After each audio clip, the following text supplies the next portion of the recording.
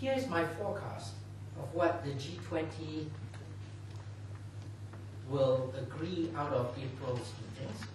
It is not a wildly extravagant forecast. Instead, it is one that's already built into the process.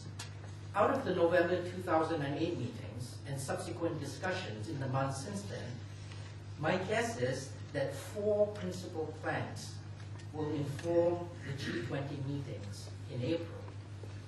The first of these is to boost global demand in a way that's coordinated across nations, with both deficit countries and surplus countries playing well-defined roles. The G20 will recommend that both fiscal and monetary instruments be used, have fiscal stimuli and also quantitative easing. The G20 will recommend as this first platform to keep an eye on preventing contagion spilling into the emerging economies. The second of these planks is to improve financial markets and restore trust and confidence in them.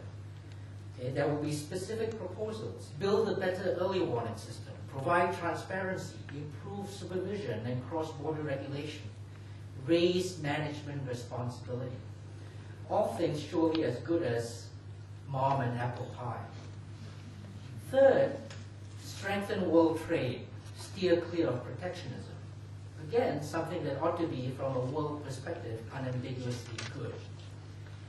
The UK and a number of other countries are insisting, perhaps half-heartedly, on a 4th plank. That is, to keep an eye beyond the current financial turmoil. Continue in the efforts towards meeting the Millennium Development Goals. Combat global climate change. Now, the first 3 of these are generally good. On fiscal and monetary policy, on improving financial markets, again, it's difficult to dispute the actions or the proposals that will come out of this, but perhaps we might qualify that by saying there are dangers in overshooting. So we might actually, by quantitative easing and by overly lax fiscal and monetary policy, simply be putting in place the seeds for the next financial crisis. Putting the Millennium Development Goals center stage is now no longer just an incidental last item on the to-do list that the G20 will get to if it has time and resources left over after quantitative easing and boosting fiscal demand.